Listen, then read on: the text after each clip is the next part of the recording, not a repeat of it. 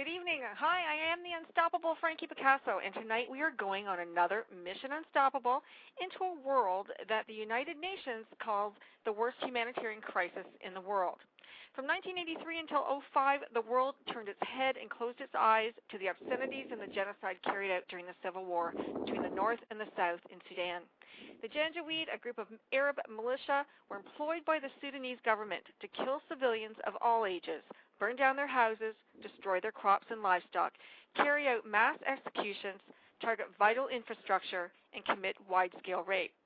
By the time they were done, over 2 million people were killed, 27,000 orphan children showed the world what the human spirit is made of. And my guests tonight, Jacob and David, were both of them. You will hear Jacob and David's story of tragedy and triumph, but I warn you, it won't be pretty or easy. Stay tuned, stay close. This is the Unstoppable Frankie Picasso, and you are listening to Mission Unstoppable Radio. For months, they marched on, a bedraggled sea of children, surviving lion attacks and the snapping jaws of alligators. Yet they mustered on, always choosing life. Exhausted, hungry, they filled their starving bellies with mud in order to stop the pain. They crawled, they carried one another, and they died. Sticking together, the older ones looked after the younger ones, always with one goal in mind, to make it to the refugee camps of Ethiopia and Kenya. These children became known to the world as the Lost Boys of Sudan. And tonight, Jacob and David's story is one of triumph over tragedy. And I hope that each of you are listening will share this story with everyone you know. I also hope that you will not only open your hearts, but your wallets, and help Jacob and David bring their dream to reality. So please welcome Jacob Atem and David. David. I lost your last name there. Dang, right? Dang. Say dang, yeah. Dang. Okay, beautiful. Thank you. Sorry about that. Welcome to everybody in the chat room. It's great to have you here as well. I'm sorry, I wasn't expecting David this evening, so it's a really great treat to have him here with Jacob. It's really just wonderful. Thank you so much for coming. Tell us your story. What happened? Jacob, you were 6, and David, you were 8? I was about 9. Yes. You were about 9? Yeah. Yeah. Okay. I really, thank you, Frankie, first of all. Thank you for being here. Me and David are looking forward to this evening, and I really appreciate for you taking your time, and for those who are listening. It's going to be a great night. And you asked me what happened is Sudan issue is very complex, and now as you mentioned Darfur, one thing I would encourage people is that in order to understand what happened in Darfur, you ought to understand the Lost Boys story and our story. So I was about 6 or 7, and that's when al-Bashir government declared war on the southern part, which is southern Sudan. Sorry, I'm just going to interrupt you for 1 second. Somebody's got the mic a little bit too close, and we can hear you breathing. So maybe just back it up a little bit so we can hear Jacob talk. Okay. Right. Okay. Okay. So, can you hear me now? Yep. Perfect. Okay. So back in 1983, as you say, that's when the al-Bashir government declared war on southern Sudan, and the war has a lot of issue. First issue is obviously. They declare jihad, which is Sharia or holy war. That's one of the factors. And as you will continue later, there's problem with oil, all the resources in southern Sudan, and so the interest of them, the al-Bashir government being there, would be a lot of resources that they don't have in the north. So what happened is when the al-Bashir government attacked, that's when I lost my parents. And let me be clear, I was about 6 or 7, and the reason I say that is some of us didn't know how to write back then. Some of us didn't know, how to go to school, and so the year is accurate, and the problem is the day. The day was the problem. The day when I was born is the problem. So when they attacked my village, I lost my parents. We start walking, and when we start walking, we went to Ethiopia. And let me be clear: there was no cars, there was no shoes, there was no nothing. So we will literally have to walk. And I challenge people: would you walk? From here, I'm in Michigan, let alone Windsor. I could try to walk to Windsor, and that's not going to take me 7 to 8 months. So on our way of walking, there's a lot of problem. if you survive al-Bashir government bombing, you're not going to survive starvation. If you survive starvation, you are not going to survive thirsty. If you survive thirsty, crocodiles, all these problems that we have faced. Jacob, yeah. you walked for about 10 hours a day, didn't you? Yes, and the reason I say that, this means if you have to walk 10 hours a day, it depends on whether the Arabs are close or whether they are after you. And so even if that means Frankie, let's say somebody's coming after you, and if that means you have to escape for your life and walk 24/7, you will, won't you? You will definitely do that, and that's why I said some people you have to even go more than that. If it depends how close they are, depend how well they know the location where they can bomb you, and so you have to walk. Now, I want to ask you something, and I'm sorry to interrupt you, but I'm going to interrupt you as you go along. That's okay. That's okay. Okay. You're like 6 years old. Your parents have just been killed. Do you understand why these people are chasing you, why they're after you? Any idea why they would have done this? Your village is burned to the ground. Do you know who they are? Do you understand anything? Yeah, that's the good question. Frankie, it started with one of those. My cousin, in fact, right now is in Iraq, and I would love everybody listening to this to set a lot of prayers. My cousin, who was the one that carried me, is in fact right now in Iraq, and we're talking about his cousin Michael, who is in.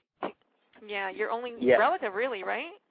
Yes, at that time he was the one that carried me. We fled together, and I keep asking him, Frankie, so are we coming back? It started with 1 day to 2 days to 3 days, and by the way, to almost nearly 20 years now, here I am in the United States that barely go back to my country or my village.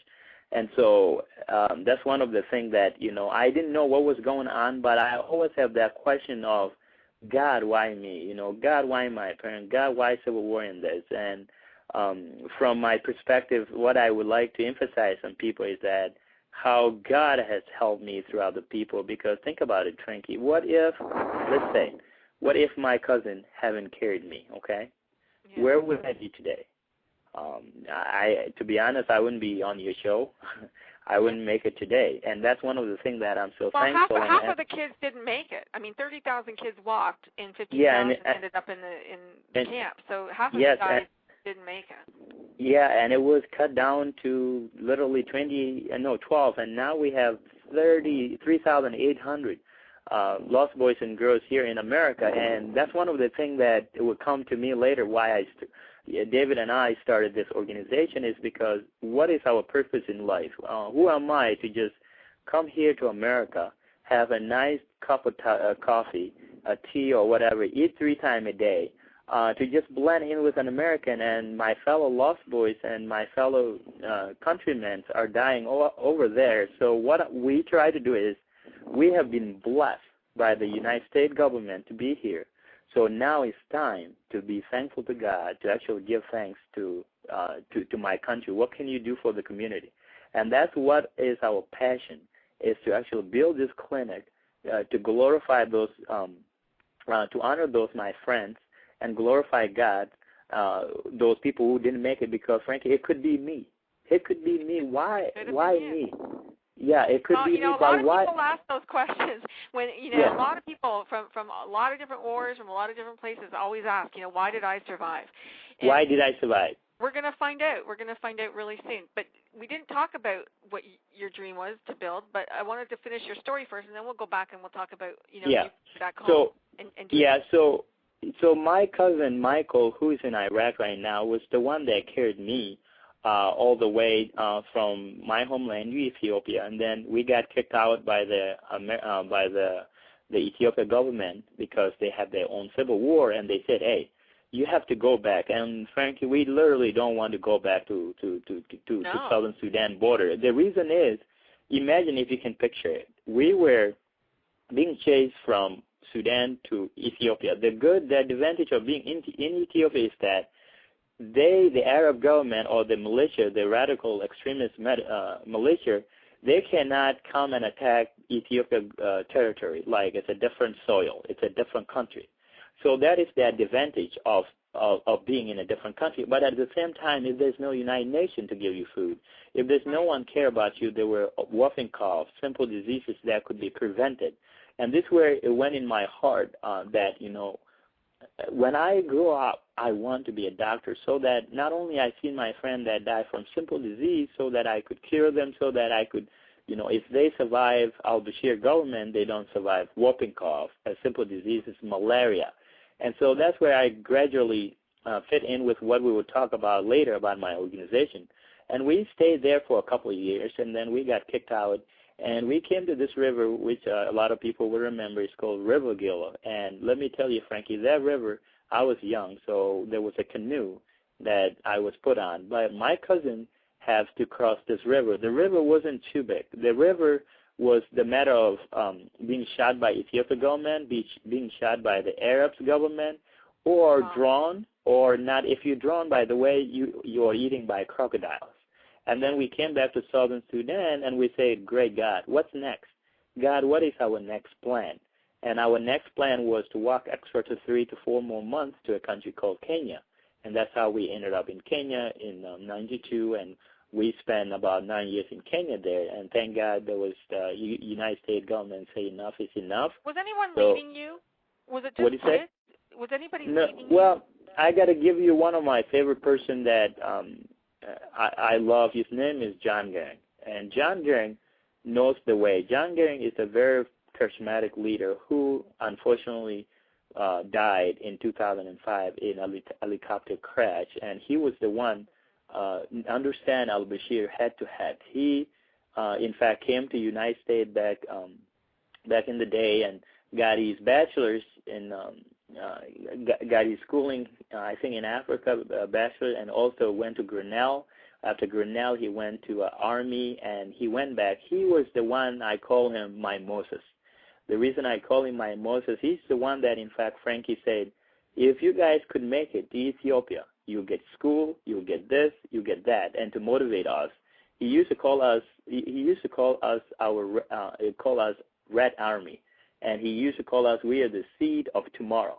And so again, without God, providing these people like John Gering, where we would be today, we don't know where we were going, but John Gering did. In fact, John Gering was the one that talked to Kenyan government and said, please, would you let my rebel in? Please talk to, I think it was either George W. Bush Sr. or Bill Clinton. Please, would you allow the Lost Boy to come in, the Red Army? So John Gering was the key success to most of us, and I cannot emphasize enough. I wish he was still alive today and be proud of some of the Lost Boys who came to Canada, who came to America, and his dream is so true that we are his seed, because here I am doing my master's at Michigan State University that I never thought of, and here I am. We started this organization that I never thought of. These are the things that is in me, and I feel guilty. I said, who am I to come to America of not helping my country, helping other people? And that's why I travel, across the country and hopefully someday to Canada. And so one thing I need to add here, Frankie, is that my cousin, if people misheard it earlier, I said, he's serving in Iraq. And this is a simple question I ask American people, okay? Here's my cousin and I and a lot of the Lost Boys who went through this tragedy. And as we went through this tragedy, a lot of them, in fact, Frankie, joined the military.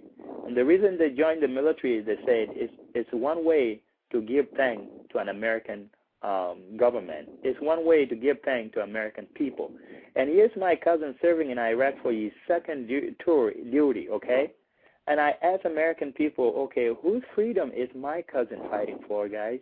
Whose freedom is he honestly fighting for? And the reason I say that is because it's American freedom. It's because, remember, the reason why him and I were running is because no one was defending our country. No one was defending our right. And the same freedom that they are enjoying here, or people enjoying in Canada, is the same freedom that I won before, and it's the same freedom that the Darfur wants now. And guess what? No one is fighting for their freedom. No one is even paying attention to, let alone me, now Darfur. because of all these oil interests, because of China, because of Russia, and the U.S. is just condemning and not doing anything. And so these are the reality that we face today, that whether you live in the U.S., thank God there are people who are protecting you. Otherwise, they will be running like us and be called lost boys possible, or lost parents. Jacob, you were out in the fields tending the sheep or something? Yeah, turning the herds, turning the cattle, and that's when it happened. And in fact, on top of that, right now my sister is still in slavery with al-Bashir government, and it's because of when they attacked, my sister was in the village, and what got us lucky is most of the boys were turning their herds, and we didn't have a chance to even go back home because we just see the houses are burning, and our next thing is just like I said, leaving one by one, thinking you can come back to the country that you love, and here you are, ended up in the U.S., and even though if you're in America or Canada, it's very hard to leave your houses, and we heard about natural disasters like Katrina and all this. It's very hard to just say, hey, you don't have a house anymore, let's start walking. I mean, where do you start? You start from scratch, and the question is, how long do we have to walk? Well, I asked God that, God, how many miles, how far do we have to go? And so my friend, his name is John Dow, he has a book, it's called, it has a movie done by National Geographic. It's called God Grew Tired of Us. And because when we were walking, we thought God doesn't exist. And in fact, what I realized in my life, even here today, is just be thankful to God that I made it this far, because otherwise I was like, okay, how did I make it out of those? And half of them will die. It could be me. Let me stop you there for a second, because it's a really good point, and it's a really good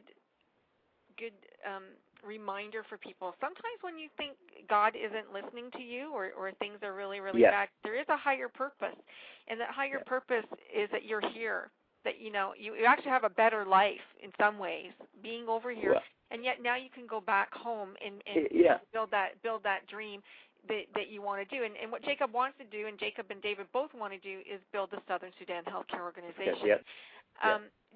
David, what was your story like? Did you know Jacob on the walk, or did you meet him after? Okay, thank you so much, Frankie. I think it will be a very great day for all of us today, and those who are listening to this radio talk. First of all, it is true that I knew Jacob back home in Southern Sudan. In fact, we were neighbors. We were not far away from each other, so I knew him since we were young. But Jacob is younger than me, so I used to play. You wouldn't have played with him. Yeah, we used to play together in the village, and we played the war together and stay in the refugee camp together, and until we came to America. But when we came to America, he came before me, and I came after him. I think about 5 months later. I came after 9/11. 9/11 happened when I was in the refugee camp in Kakuma. Now, did you come to Michigan too, or did you go somewhere else? Yep, I came directly to Michigan. Yes, we were sponsored by different agencies here. Jacob came through Lutheran Social Services of Michigan, and I came through Catholic Charities. Okay. Yeah, that's how it was. Yeah. Interesting. Back again. I was just curious what it was like back home for you as a child. Do you remember what it was like? Do you remember what life was like before? Life back home was very simple. It was just a normal life. We were living a normal life. What I mean by that is because the country was not stable enough. There were no good schools because Sudan has never been stable since 1935. And the only thing that many people could do is just follow the normal way of life that the villagers are following. Like if that village is our farmer, then you help with the farming, plantings. If that village is cattle keeping group, then that's what you do basically. So when I was young, I used to go and look after the young cows because my older brother was there to go and look after the older cows. But what happened when my village was attacked is that I was not at home with my family. I was on a visit to my grandma's house. So when I came back, the attacks occurred, and I couldn't reach my home and couldn't go back to my grandma family. So I flee by myself with other group from the nearby area. And well, you guys are so courageous, really. Yeah. Yeah, I honor you for that. Yeah, really. Wow. It breaks my heart to think about it. Is there any like religion and stuff? What religion were you? Did you have religion in your house? Back then, I was not. I didn't believe in any religion back then. My family were animists. What I mean by that is that they used to believe in African God, all this spirit that African used to worship, either in form of the sky, the trees, wild animal, or that's how it was. Yeah, but there were some individuals who were Christian in the community, but my family was not back then. To add that, Frankie, my parents, I didn't know them enough in terms of Christianity, but Christianity did exist there. I grew up, especially where as an Episcopal, and in fact, we have one our Bible, and what we did is, Frankie, in every single second we saw our fellow lost boy die or couldn't make it, we pray after the tree, we pray 24/7, and that's one of the themes that I want to emphasize here, that in my own life, I look at it as saying, what if my cousin, there's like a chain of command, Frankie, that I'm saying, God put something in my cousin's heart to carry me. And then when I came here, Frankie, I didn't even know whether I'm going to look at is in my family white or Caucasian or whatever color they are. I didn't know. And I ended up where I was the only black African, barely speak English, and then I stayed there. And this family, it become like a family of God. Why I say that is because in reality, in God's eyes, it doesn't see like you're orange or black or Caucasian or whatever color you are. It become like a family of God. I went to a small, awesome Christian school where, in fact, I started this organization. And every day, I'm asking the nature. I don't know if you've ever heard of C.S. Lewis. Have you heard of C.S. Lewis? No. The C.S. Lewis is one of the Christian author that, he was one of the biggest atheists of all time. And, Sigmund Freud. You know Sigmund Freud, right? Yep. Okay, Sigmund Freud, he argued with him, and C.S. Lewis went to the zoo, and then he wasn't a Christian. He got out of the zoo, and then he was a Christian. And this is one of the things sometimes in nature, what I'm trying to realize here is that I don't know how you can explain that. Like, in a way that I describe God, it might be a little different than other person, Frankie. And the reason I say that is my own life, the theme I've been seeing is God as helping me through other people, and that every day I pray and just say, God, how can I be servant to you? How can I serve other people? And I don't know what level where my parents were, because, again, I did not have enough time to grow up with them.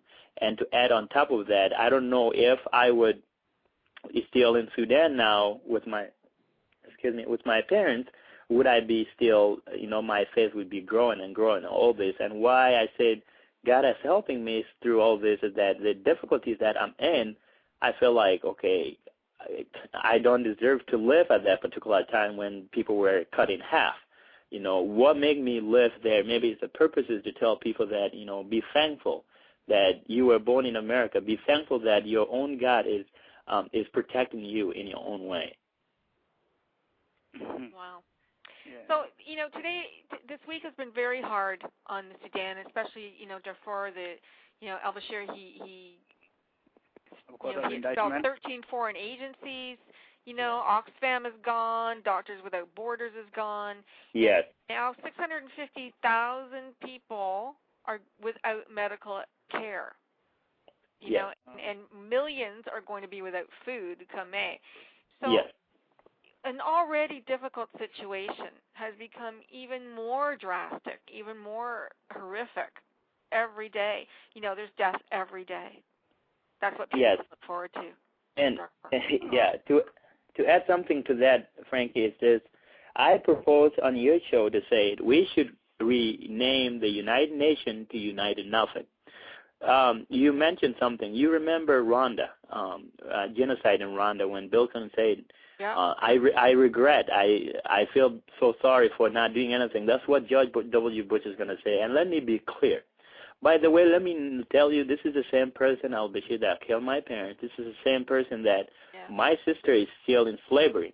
And that's why I said, in order to understand what happened in Darfur, you have to understand what happened to us. When I hear every single Darfur people dying, I relate to myself, and I said, I totally understand their pain. Frankie, it's very tricky to understand the Darfur situation.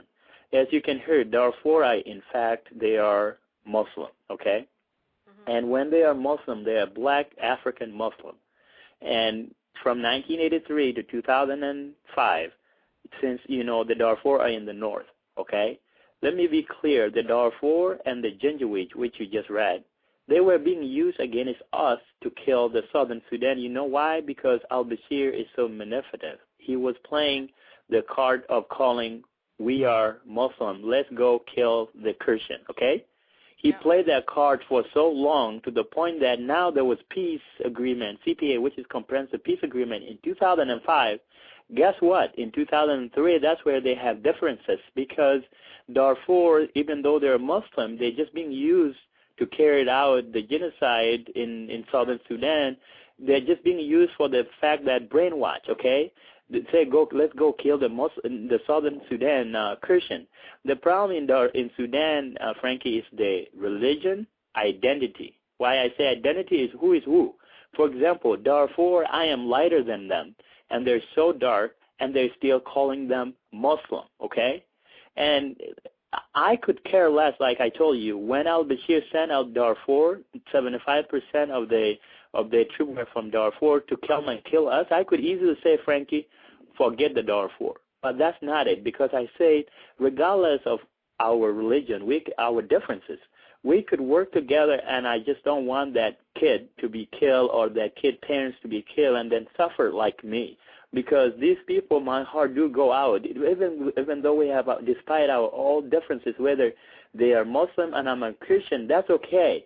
All I want to care is to see justice, and that's why I love what the ICC did, the ICC, which is International Criminal Court of Justice, about indicted him, because I believe in the word of Martin Luther King, where he said, injustice anywhere, threaten justice everywhere.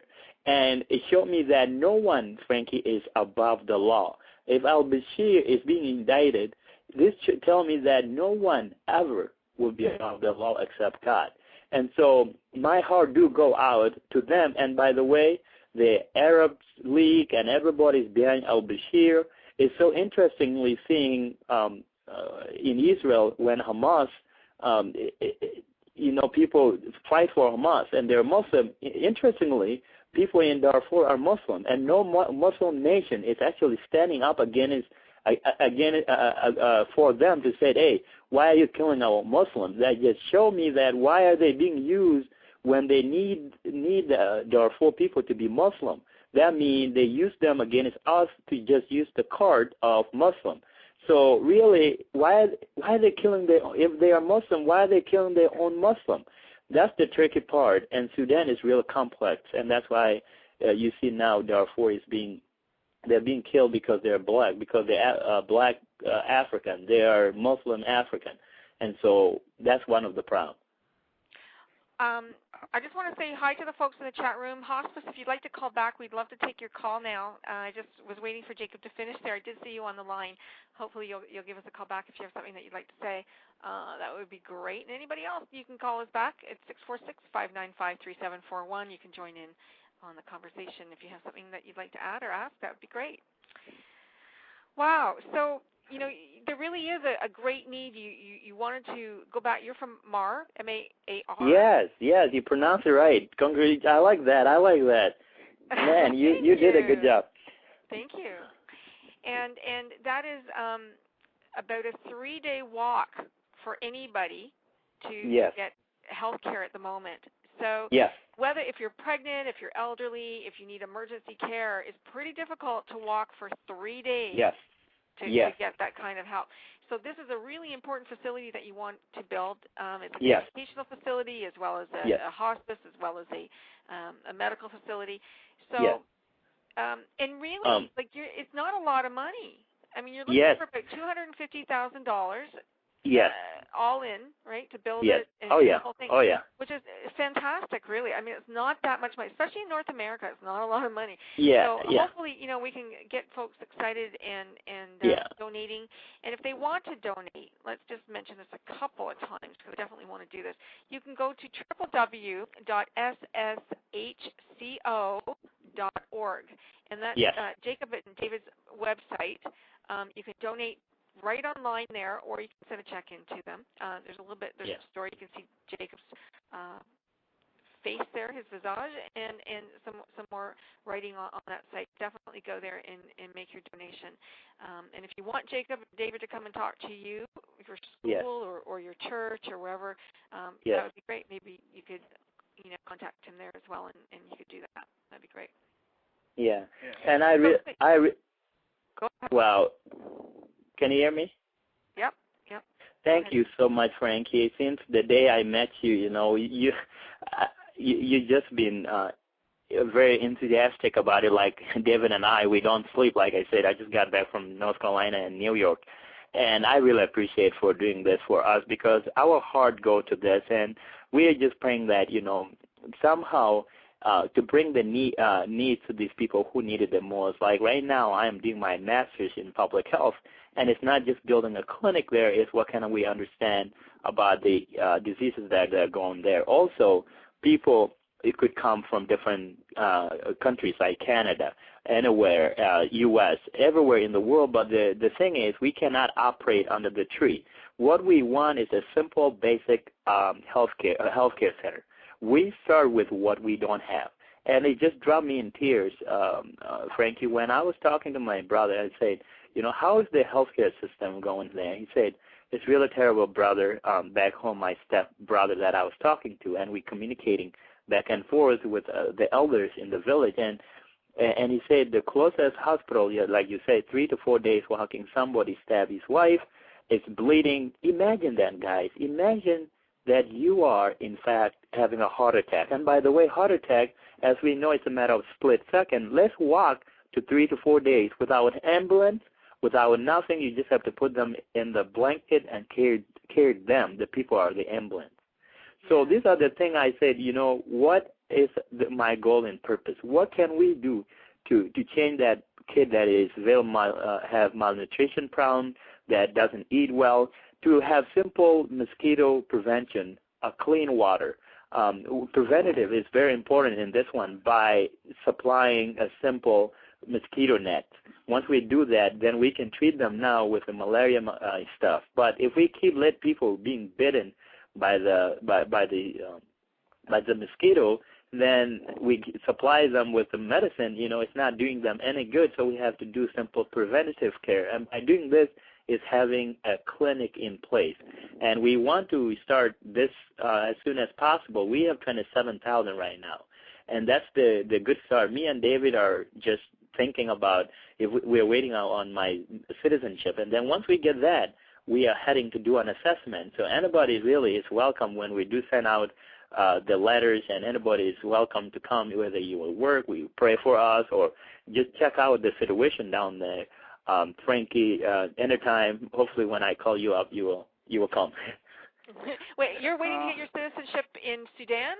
Or here? No, I'm waiting in the U.S. I'm waiting for my citizenship, and hopefully if I have my citizenship, I will be able to go to Canada. Nowadays in Canada, you have to go, no more green cards because of the security. So I'm waiting on that because I would love to come to talk in Canada, whoever is available to understand our life story, because I always say, in order to help, you have to understand our passion, our life story. And it's not just helping, you help with the reason. You help with I want people to understand why are they giving $1, $2 to this great cause. It's because of what God has put in our heart and what can we do to other people to give them hopes, to give them an encouragement that if we went through, I was the poor of the poorest. And here's me now driving my own car. Here's me went to high school, graduate, I went to college. I'm doing my master's in public health. These are the things that unheard of. I was never thought I would ever do these things. These are the things I would love for the students, for the kids, to realize that they have a greater life to come. If they just have faith and just believing in God, everything is possible. I know that as far as the healthcare goes, I did interview Dr. Brahma on my show, and he was in Darfur for quite a while. I think he was the only doctor for 2,000 some odd patients in the refugee camps. Phenomenal, phenomenal guy. Travels all over the world, and doctors all over the world. But when you think about that, like, you are really putting a face to a country, because it's really hard for people sitting in the comfort of their living rooms to understand, the situation over there. They go, oh, that's over there somewhere, faceless, nameless people. It's as difficult as that is to stomach, it's the truth.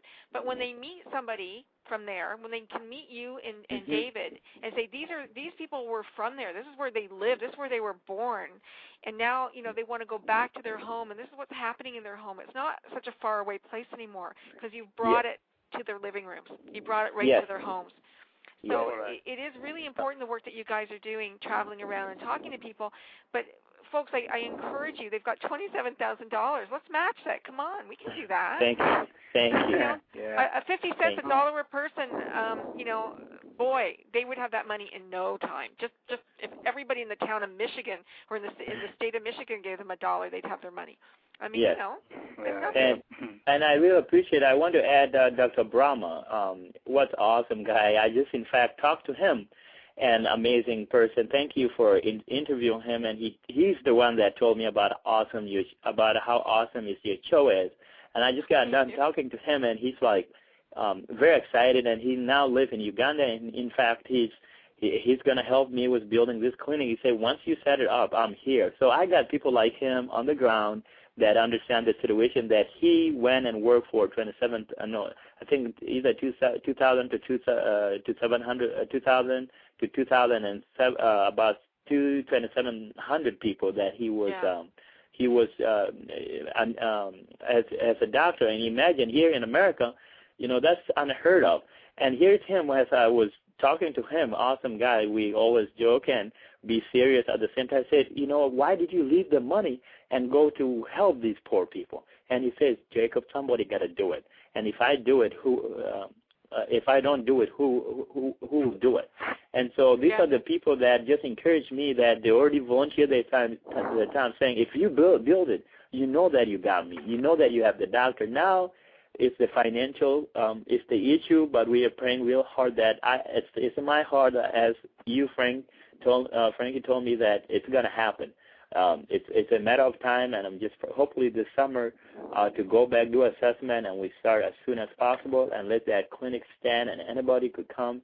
We check it out and to see what amazing thing is going on in Southern Sudan. I think it's pretty incredible. Go ahead, David. Frankly, thank you so much for your effort. Thank you also, Jacob. What I would like to add is that Jacob has mentioned everything, and that's true. Southern Sudan is the same as the Darfur region. It is a region that is neglected.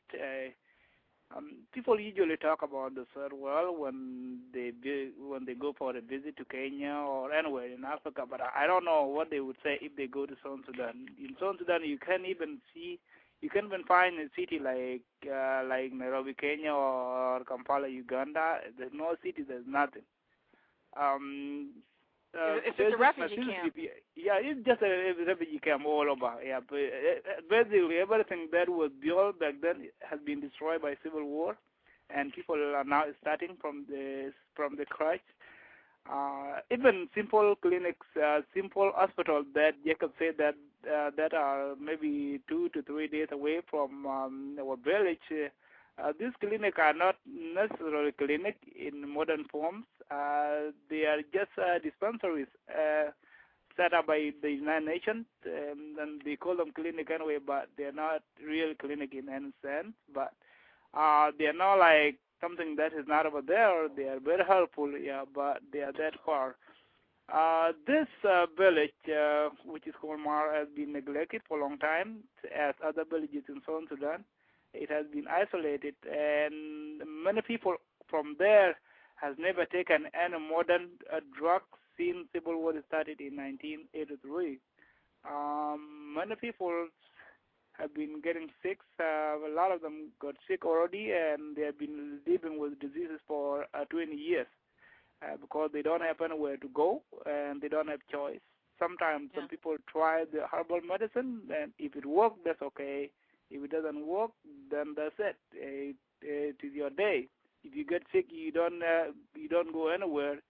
You just pray. If the sickness goes away, then that's it. If you die, then that's it. They say maybe that was your day. Last few days, I lost one of my cousins because of cholera. There's an outbreak of cholera now. Yeah, in that village, and there's nothing in the ground to help people. How many people live in Mar now? Right now, the problem is that there's no exact number, but it is probably over 20,000. The reason why I say that is because many people from that village were displaced by war, and they were living in Kenya, Uganda, or other IDPs, internal displaced camp in Southern Sudan. And right now, people are coming back because of peace agreement. They are coming back and settle in their original villages, original site, and the number is now increasing, and it will go beyond. Do you have any idea about how many live births, versus like I'm pretty sure that the stats are something like 2,000, 2,500 out of 100,000 kids born. That is that it is. That's the way we were born anyway. In Southern Sudan, generally, the women give birth in their houses because there are no clinics and there were no hospitals. So they give us in their houses, and that is very difficult always in case of complicated deliveries. Always it is either the woman die or the kid will be born and die. So if your child gets to be about 5 years of age, you're pretty lucky. You're pretty lucky because it's really World Health Organization. In fact, we rank really, really low, and you're right about. Age of 5, you're lucky. If that, let's even say 2, and that's how sad it is that they would just say a cholera outbreak. These are the simple things that we're talking about. As we know about John Snow back in the day. How John Snow always he was the father of understanding epidemiology of the outbreak, going house to house. I mean, nowadays it's a matter of split second. We know where the sources come, where's this, how can we treat them, creatine or whatnot. But here it's since the time of Adam and Eve, there's nothing. And these are the things that we said, what can we do to change their life? What can we do to say, even we are not saying we can change everything, but if we can change little by little, we could have prevented my friend David, cousin here, to just literally give them a simple medication and to react quickly with medical attention. There's no ambulance. There's no nothing. And like I said, I have an uncle a couple of years ago that passed away, 87 years old, Frankie, and guess what? He never sees a doctor. He never even get a physical check. He never just got the thing that we get when we go to the doctor. And so this is the sad part that we 24/7 pray and say, we will make sure these things won't happen. What can we do to change their life? By putting clinic, by providing medical care, by providing missionary work, by providing people just come here to understand the life. What does it mean to live there in my village, and also compared to other villages? And the goal here, Frankie, is not just my village. Okay, you got to start somewhere, and that somewhere is my village. And then the next village, let's say we have a bigger money. We could say, okay, that village, instead of you walk 3 to 4 hours to our place, you're setting an amount of money that you could start And then once you start and get you running, you can pay us back. You do that as what Heifer International do, where they give you a cow, and then that cow you actually keep. You take care of it until the cow give a birth, and then you get the calf, and then you give it on. The concept here is start with my village and equip it with a lot of solid ground, like having a lot of resources, make sure we did it right, and then move on from village to extend it. Who knows, Frankie, entire southern Sudan? Yeah. But we cannot just go to say, oh, let's build this in entire southern Sudan when we cannot even get 250,000, you know? Yeah, exactly. So let's look at some of the diseases that you're looking at. Cholera, you said malaria. What about measles? Is measles something that would happen? Oh, yeah. That's the reason why many people die before they reach the age of 5. It is because of callow disease. Water too. Yeah, dysentery. Ringworm and all this, and not to mention snake. Drinking water from the pool. So right now there are a few bottles that have been put in place, but they're always not enough. Yeah. So that is also in our consideration. So you need to bore some water holes. We need to get clean water, which is number one. And is AIDS a problem in Sudan, or? Frankie, to be honest, to answer that, AIDS is not a problem back then. But to be honest, right now, because we just got independent, and you can see where everybody is coming to the city.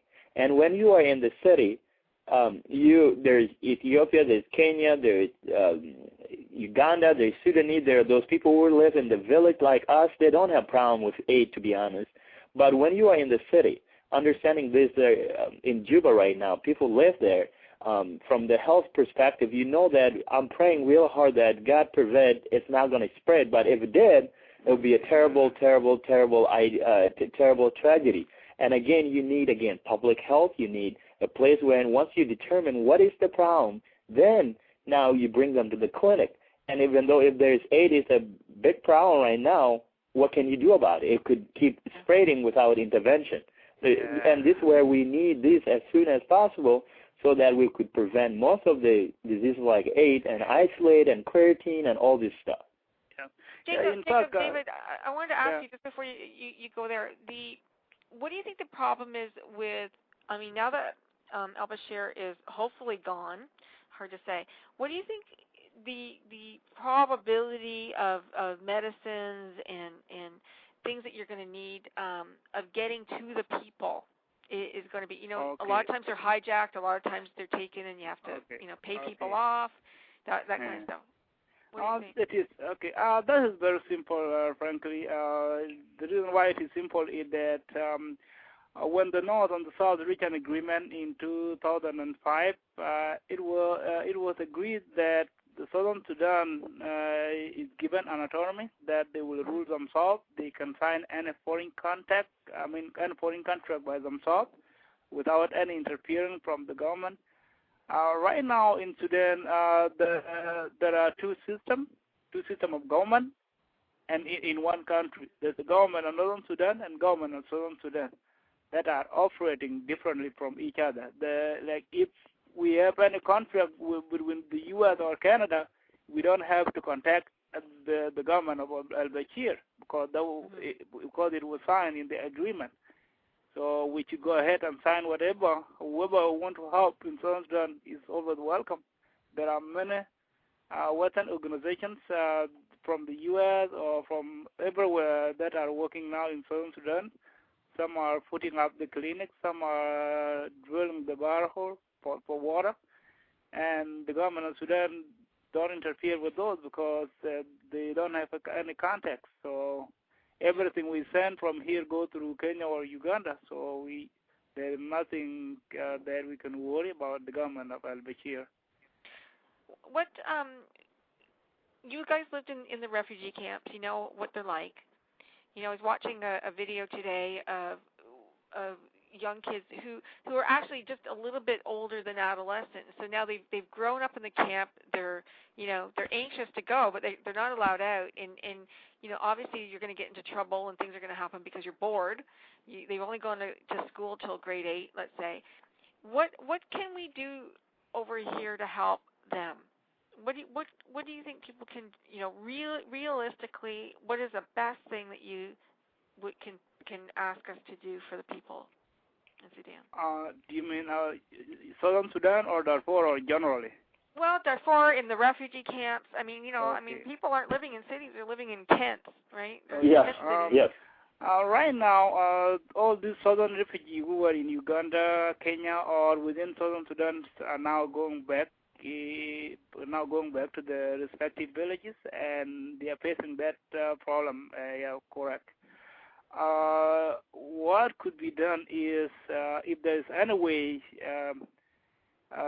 whereby the government of Southern Sudan can do their best to help construct the school. If any organization, if any country would like to help the government of Southern Sudan, I think that would be the best idea.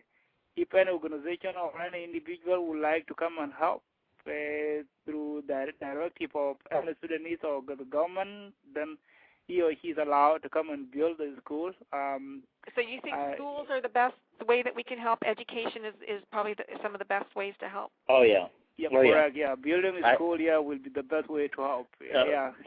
Frankie, I always said we have this most of the Lost Boys. We say education is our mother and our fathers, and the reason we say that is, Frankie, when you are when you are illiterate, people take advantage of you. Okay. Yeah.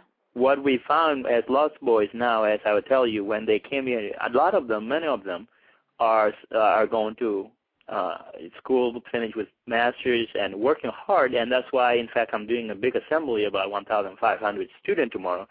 And that's one of my thing is encouraging students that what is your job that you are in Canada, you are in America, you are in everywhere, that you, especially the countries that are developed, that you're not going to school and said it wasn't meant for me. I said, do you realize how many people that walk 30 minutes or 30 miles a day just to go to school, despite the fact that you just have to take bus to go to school? And so that's why we say education is our mother and our fathers, because if those Southern Sudanese being smart enough, if they can outsmart al-Bashir government, or if they can outsmart al-Bashir the way he thinks, you're like 2 steps ahead of them. You feel like, no one can take advantage of you. The reason we've been taken advantage is because we barely read. Everything, if you want to go to school, is Muslim. Everything, you have to be Muslim. Every single thing you have to go, Islamic school, all this stuff. And that's what we rejected. And here in America, you could be Muslim. You could be anything, really, but no one is going to force a gun on you and say, hey, you have to be this. One way we can overcome is to come up with education system to actually be in place where kids could be competitive in the world, where the kid will know what is wrong and right. And this thing has to go through the education process, which will take time. But I think education is part of the deal. Another part is the U.S. have to act quickly. The Canada, everybody, United Nations, Frankie, the problem is it's split. And when it's split, is China is supporting al-Bashir government because al-Bashir government go and get the oil from the south to the north and then to them. Well, a couple of months ago or a month ago, Russia just sent 12 gunship, by the way, to al-Bashir government. Let's think for a second. Where is this gunship going to go? Either Darfur or us? Okay, so the problem is the United Nations, U.S. and the Canada and everybody. These people are so just condemning, just saying that is bad. But then bad is not enough. What can we do to intervene? What can we do to actually not to be watching people dying like in Rwanda, like in Bosnia? Like, why are we, it said not on our watch, but it is on our watch. So the problem is there's interest, conflict of interest going on. U.S., Canada, most of the UK, French are actually saying, no, we condemn al-Bashir, and you see they call something called Article 16 to be deferral so that al-Bashir cannot be indicted for another year. So, the problem is united. That's why I say United Nations should be united nothing, because here they are watching with a self-interest. Yeah. Yeah. Yeah. But al-Bashir will be punished, and I think that the U.S. is going to make damn sure of that. David, what did you go to school for? You went to Michigan State as well? Yes, I go to MSU. Yeah, I am now senior undergrad. Yeah, majoring in economics. In economics, okay. Yep. Yes. Yeah. Wow. You guys are a real testament to humanity. You know, you really are. You guys have so much courage and so much heart, and it's so great to see how grateful you are for the experience that you were given, but also just how much you want to share back home with the folks who didn't have the same. And it's hard to say that you were given so much because, I mean, gosh, you guys lost your families, and you know, you can't replace your family. That's you know, it's kind of a mixed blessing, I guess, in some ways. You know, it's kind of the bitter with the sweet. Yeah, you know, that's one of the things, Frank. Now, I always said, you know, people could call me, you know, you're a lost boy, you're this. And one thing I know, you know, for sure, yes, you're right. I lost my parents. But the reality is, like I said, with my faith, I'm not lost from God. And the reason I say I'm not lost from God is all these things that I look in my life. There's a purpose and the meaning of why I'm here today, to maybe be a testimony from God to the people that, you know, realizing that, you know, despite of your difficulties, despite you are in what, God is still with you no matter what. And I've been there. I questioned God and said, God, why is this? God, why is this? And if anybody could have come to tell me back then and said, you know what, God exists when my parents were killed, I could say, you're crazy and you're not. But what I realized in the long run as I continue that, you know, God has saved me to come here to tell people that, listen, no matter what your despite and frustration that you are in, God is still watching you. God is still protecting you like he did, protecting us from Ethiopia to Kenya, from Sudan to Kenya with all these difficulties, the wilderness that we were in, walk through mountains, eating dirt, drinking your own urine. These are the things that are unheard of, but we passed. Those moments have passed, and it's now time to start a new fresh and actually do good for the better. Was your foster family? Were they good to you? Yes, they were incredible. To be honest, they were nice people. Let me tell you, one thing I was disappointed was getting used to an American system was very hard because I barely speak English. Not only that, kids are kids everywhere. You know, when you are, it's like taking a kid from U.S. or Canada and put them in my village and said, hey, by the way, good luck. And by the way, you have to learn my own language, which is Dinka. And by the way, you have to learn Arabic, which is the general speaking. And again, it was hard to understand English because I barely speak English back then in 2001. And they were nice people. They were Caucasian, like I say. My foster mother, Jane Holmes, was amazing. I told her, Mom, what were you thinking? Why did you bring me? I was the only black kid in the entire village or city. And she said, I don't know. But that's why I said, you know, what if, Frankie, let's say God put me into a house where it's drug addict, okay?